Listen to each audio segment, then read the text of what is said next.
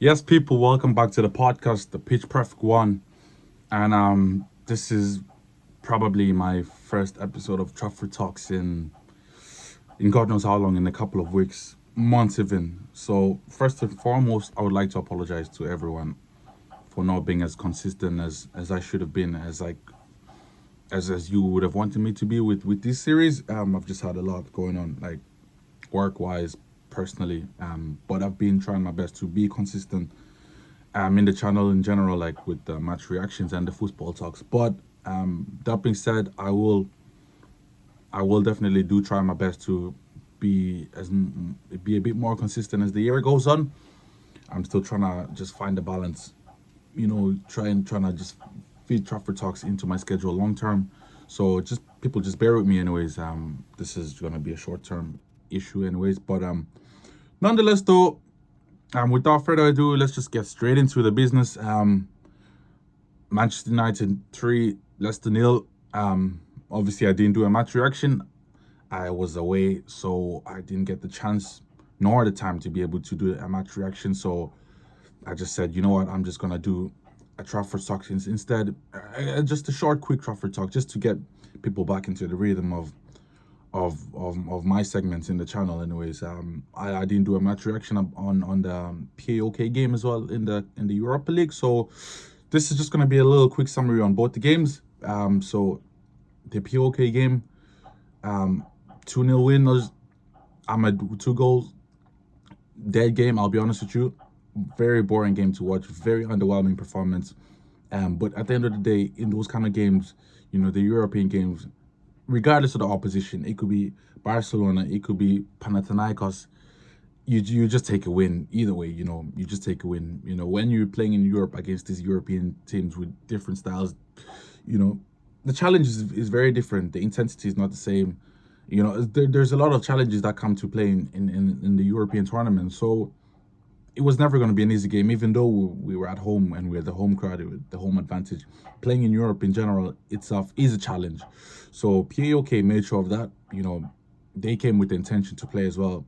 They didn't look like they just wanted to just sit back. They had a few decent chances of their own, I must say.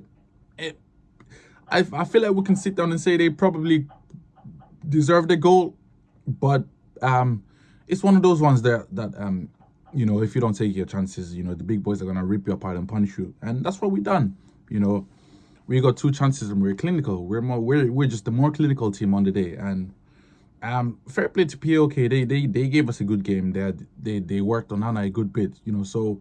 But nonetheless, though, there is a golfing class. You can tell there was a golfing class in the game. But like I said, performance was really underwhelming. It wasn't a great performance. I wasn't impressed at all. But then again, you are happy with the win. You are happy that Ahmad scores as well. Confidence booster. So obviously after the game, that led up to the game here yesterday against Leicester. The 3-0 win. Bruno with the first goal. Scores on his 250th appearance. Big goal, big goal. I have to say, first and foremost, this is probably the best. This is probably one of the best Bruno performances I've seen in a while. And I say this loosely because, like, he just he just done the simple things. He just done the basics correctly, and that's all I ask of him. Just do the basics. I'm not trying to see no 50-yard pass every 2 minutes. No Hollywood balls. No forcing things that shouldn't be forced. Just do the simple things. Just do the basics, and he done the basics. He just done the simple things, and on his 250th appearance, he got the goal he deserved. So much congratulations to him. Much respect to him for that. You people know how much I have a go at Bruno. How much, because he's 30. He's meant to be one of our senior pros. He's meant to be our talisman. He's meant to be our main man, our maestro. He's meant to be our game changer. He's meant to be that player. So, and he's not been playing like that. He's not played like that in years. So, the expectations are high, but then again, the quality, the quality is not there. The quality is not there at all. But look, I'm just gonna judge him on this game, and like I said, I have no complaints based on this game alone. I was happy with what I saw. I was very happy with what I saw. Um, Special mention to Ahmad as well. Very good assist. Little cute cutback. You know, if look, had that been a different player, had that been Rashford or Garnacho, I don't know. They probably hold on to it, try to beat the man. You never know. But little cutback, just pure intelligence from Ahmad. He looked good as well. I just like to see that he's getting the chances slowly. Hopefully, he's going to be one of Amorim's favorites, and we can just see just the confidence growing and performances getting better and better over time with Ahmad. He's one of those players who had just been unfairly isolated, unfairly blocked for no reason. Unfairly given not given a chance for no reason. But look, it's nice to see that he's finally getting the chance he deserves, and he's holding his own. And that's the thing with good players. Huh? That's the thing with good players. Good players always prove themselves eventually, one way or another. You could give them the minimal less of chances, and they will prove to you that they're a good player. And Ahmad is showing just that. So special mention to him. Mazraoui, Mr. Consistent. I have no bad word to say about him since he joined the club, since he held up the shirt. At Carrington. I've not had anything bad to say about him. He's been solid. He's been consistent defensively going forward. I had my worries about him going forward. Defensively, I knew what I was going to get, but going forward, I was a bit worried about him. Because I just didn't want a repeat of a Wan-Bissaka. But going forward, he looks competent. He's not no Alexander-Arnold. Don't get me wrong, but he does look competent, and I will take that. I will take that for sure. So Mazraoui, very happy with him. Very happy with his performance. Whatever side you put him on, left side, right side, he locks it down. It don't matter who he's up against. He could be up against Doku, Vinicius, Mbappe. He's locking it down, bro. And you know what you're gonna get with Mazraoui. So solid again. De Ligt as well. He's growing on. He's holding his own. He's growing and getting better by the day. I feel this looks the most confident I've seen De Ligt since his breakthrough season at Ajax. Ever since his breakthrough season at Ajax, when he left for Juventus, he never really looked the same. He looked short of confidence. Maybe that could just be due to the fact of lack of game time or lack of love or trust from the manager. Even at Bayern Munich, he just looked short of confidence. It just looked like something was missing. But here at Man United, he looks like the confidence has regained. He looks like he's remembered who he is. He's remembered the type of player that he is. The type of quality that he's got in his locker, and he's been looking consistent. I've seen people trying to nitpick, trying to draw him out. Trying to just pick little one or two mistakes that he might have made in game. To draw him out. But when people are doing that's just a sign of your quality as a player. When people are trying to use one or two things, little things to nitpick your performances, it shows that you're a good player. It shows you the sign of your quality, So, no complaints with the league. Martinez as well. Very good performance. Defensively, I think on paper, we do have a good defense. We have a very, very good defense. It's just about just trying to find the right system to back the defense with, and the people in front of the players in front of the defense. That's the only issue we have. But our defense, like man for man, we have a good defense. We have good names in our team in terms defensively. Like I think we've considered less goals than Man City this season. So defensively, we are good. We've got good names defensively. So for Amorim, he's gonna be smiling because he's playing at he loves playing the back three. So all the not all but Martinez, De Ligt, and possibly Euro, would be smiling in that system, in that Amorim system. Dalot was very shaky, very, very shaky. Very, very shaky. Fatau had him on skate. He had him on ropes. All half long. It's been a while since I've seen Dalot like that. Like there's been a fair few wingers that I've seen put Dalot like that on skates. Adama. Not too many, because Dalot usually holds zone. He usually locks off that right back or left back position, depending on who he's playing against. But Fatau really put game on him. Like he really done a job on him. And to be fair, it's one of them ones that you just gotta you just gotta give credit to Fatau. You just gotta give credit to Fatau that he's a talented player. He's skillful. He's got a good IQ. And he had Dalot on ropes all half long.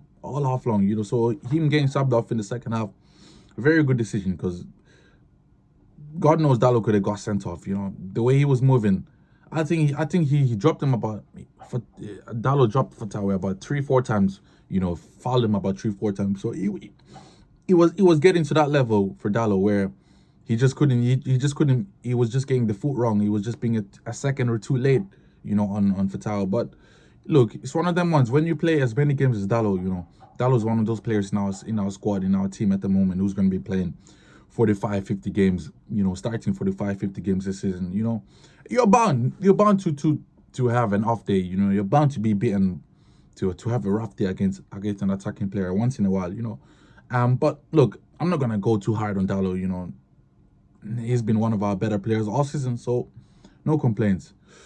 Ugarte and Casemiro, that midfield balance, I like the look of it. I really do like the look of that midfield balance.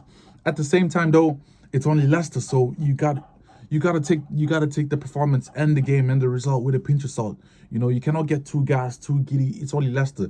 Leicester are as poor as anything. You know, they probably will drop down back to the Championship at the end of the season. So you just got to take it with a pinch of salt. I mean, we beat them 5-1 in the cup, so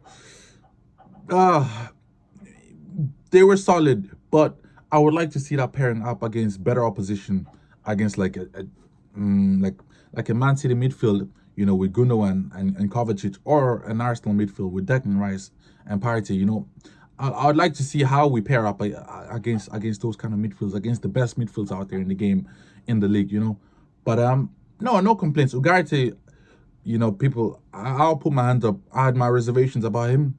You know, I had my reservations about him, but he impressed me. He impressed me. I just think with Ugarte, we just have to understand the type of player that he is. He's not going to be no Michael Carrick. He's not going to be no Nemanja Matic that's going to be getting the ball from deep, you know, spraying it left, right, you know, cutting what you call it, playing passes in between the lines. That's not him. He's not that type of player. So let's avoid all the misconceptions and all the misprofilings here, there, and then. You know, Ugarte is just he's just a breaker. He's just a destroyer. That's his part and parcel. That's his job. That's what he excels at. He's a destroyer. He just destroys stuff. He intercepts. He's first to everything. He's on the challenges, on the 50-50s. He's first to everything. That's who he is. That's the player that he is. And I can take that. I can appreciate that. I can respect that. You know, not everyone can be a Toni Kroos, coming deep, pinging balls, playing between the center backs. No, not everyone can be a Luka Modric. Not everyone can be that. There's different styles of play. There's different styles of midfielders, you know. And the style of midfielder that he is, I don't mind. I'm happy with it, you know, because it balances with Casemiro. So, look, very impressed with Ugarte.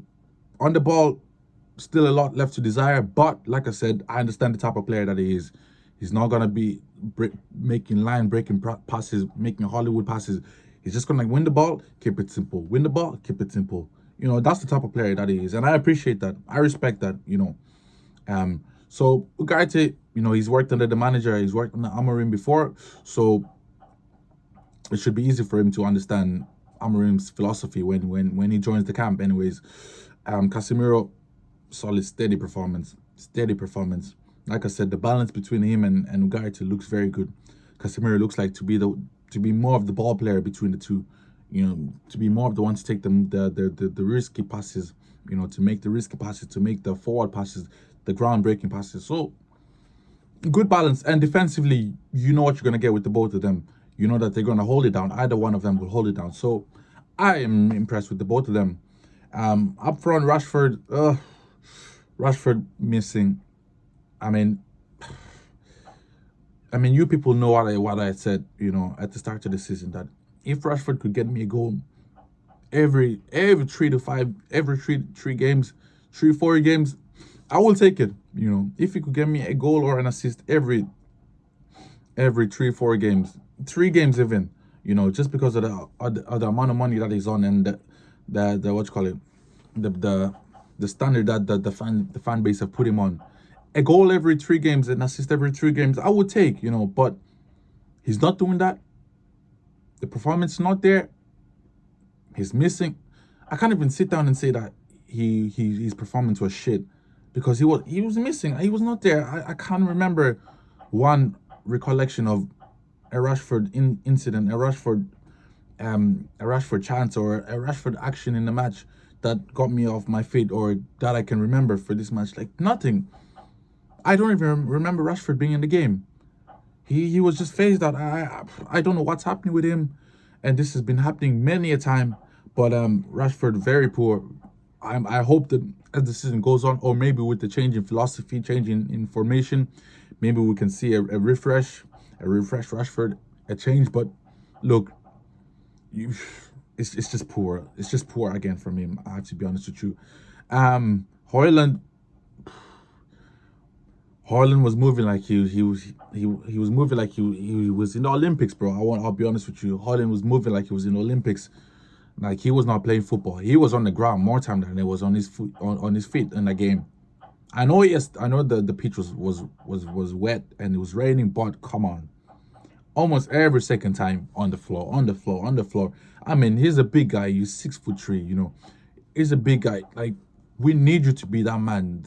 Not the target man necessarily, but the man that can hold it down for us, a man that can bring others into play, a man that can hold the ball. That's what he likes to do. He likes backing towards center backs, trying to hold on to the ball. And then when the ball gets to him, he bobbles on the floor, you know, crying for fouls, diving. It's not good enough. Look, like I was not going hard on him at the start because I said he just came back from injury. But like, how long has it been since he's been back from injury? You know, and it's still the same shit. You know that we're seeing from him since the beginning. So, like, look, the amount of money that we spend on him, how much? We spent about 75 million on him. You know, I know he's young, but you know, if Xerxes is getting scrutiny, you know, he's getting criticized, you know, while costing half the amount of money that Hoyland cost, then Hoyland deserves the same treatment. You know, we cannot treat one person one way and then treat another person another way. It's just not fair. That's not how the game works. You know, so Hoyland very poor performance. Fine, I don't mind you Hoyland not scoring. I don't mind our strikers not scoring in the game, but be effective, be present. You know, Hoyland was not present. It felt like we were playing with 10 men. You know, with no one to link the ball onto, with no one to hold the ball on for us, with no one to bring us into play. It's just poor, you know, very poor. I mean, you look at the difference between him and Xerxes. When Xerxes came on, Xerxes was getting more involved in the play, was spraying passes left, right, and center. You know, and that's the thing. You gotta understand the personnel. That's the problem with the fan base. The fan base don't understand the personnel. There's difference in personals. Just because you're labeled as a striker doesn't mean you have to play a one way. You have to play this one way. You know, there are different types of strikers. Hoyland is a striker that likes running in behind, that likes trying to be this big bad boy that he's not, you know. And then Xerxes is different. Xerxes likes ball to feet.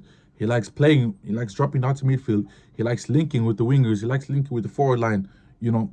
And there's different styles. He might not be one that will be breaking his neck to run forward, but he creates chances in different ways. He creates space in different ways than Hoyland would, you know.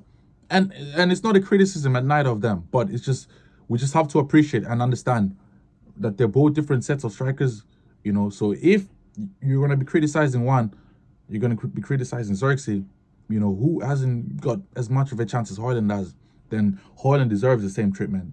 I'm sorry, but we just have to do that, you know, because I know the fan base love having a scapegoat for every every season. They love having one person as a scapegoat. So yeah, but look, Xerxes very impressed. You know, I just want to see more of that from Xerxes. I like what I see from him. I already know that seeing the link up play, seeing him spraying passes left and right is no surprise to me. That I expect from him. That I know he can do. What I just want to see is just that ruthlessness, that cutting edge. You know, just that viciousness that like a Van Nistelrooy had. You know, where you know when you're hitting the ball, you're hitting it with venom. You're not trying to give the keeper a chance. You look at the keeper as if he's your enemy. You know, you're hitting that ball, you're striking that ball with venom. Like, you know, I just want to see that bit of aggression, a bit of that venom in him, you know, a bit of that ruthlessness. But nonetheless, though, was impressed with him. You know, Evans came on, held his own, you know. Garnacho came on, he was a bit stinky. You know, he was tripping over the ball. You know, like I said, the pitch was wet, so fine, people can use that excuse. That's fine. That can be a conversation for another day. But he was very stinky. But what a goal though! What a goal by him! Very good goal. just the game was done anyways. The game was sealed anyways. This is probably the most confident I felt in a long time. Watching a Manchester United game. At no point did I feel like Leicester were gonna come back or were gonna threaten us. So I was very happy. I was very content. Very very content. So Onana as well. He's starting to grow into the role a bit more. He's looking a bit more confident. He's looking a bit more bigger, a bit more, proud and understanding of the type of keeper that he is. On the ball, we know what we're gonna get. What I just wanted to see more from him this season was just like making save, the reflexes, the diving better, and he's looked a lot better. Look, we're yet to play better opposition. Don't get me wrong, but so far he's looked good. He's looked very good. I cannot give him. I cannot complain. I cannot give him any criticism. So in general, I'm proud. I'm proud. Ruud started his reign, against Leicester, with a 5-1 win, and he ends his reign against Leicester with a 3-0 win. So overall, he ends the interim charge undefeated. Can't no complaints, no complaints. Look, to be fair, yes, we only played Paok, Leicester twice, and Chelsea, and all the games were at home. So on paper, yes, there might not be difficult games per se, but you can only play what's in front of you, and he done the job. He's gonna leave undefeated. So fair respect to him. I wish him all the best. Personally, I wouldn't want him to stay. I feel like he's decent enough to go out and manage a team in the Netherlands, maybe go back to PSV or even manage an Ajax or a Feyenoord or even a team in the Premier League. But personally, I wouldn't want him at Man United just because I just didn't see enough of him during this interim stint to make me think that he's any different to Ten Hag. But then again, look, there could be many different factors that he didn't get enough time with the players to implement his system, his ideas, his philosophy. That's fine. That's a conversation for a different day. But for me personally, I'd just like to see Amorim, when Amorim comes in, come in with his own men, his own assistant coaches, his own striker coaches, goalkeeper coaches, you name it. I appreciate Ruud and all that he's done. I appreciate him taking his position and making life a bit more easier for Amorim. But like I said, I think it's best to just draw the line here and just call it quits with Ruud here. So I know he says he wants to stay, but I think for his own sake, I think it's better for him. If he wants to grow and better and improve as a manager, it's probably better for him to go out there, go back to the Netherlands or find a Premier League challenge, But yeah, I want Amorim to I want Amorim to have his own men, his own philosophy, his own style, everything to be under his own control. I don't want no little Ruud, no little mate rates, no bullshit. Like little things like seeing Darren Fletcher back at the bench, like are things that make me think that I don't make me reason give me the reason to think that I don't want Ruud, because this mates rate bullshit, I was not there for it. I hated it when Ole was around, and now with Ruud, it looked like it could slowly creep back in, and no, I don't want that. But Amorim should be in sometime this week. Anyways, should be meeting the camp sometime during the week, so I can't wait for that. His first game is gonna be against Ipswich, against Kieran McKenna, former Man United coach. So should be interesting. But like I said as well, first and foremost, I have to say massive respect to Amorim. Even though I'm still like 50-50 with him, but I have to put my hands up and say that what the job he's done with Sporting to date is an impressive job. He's left them undefeated.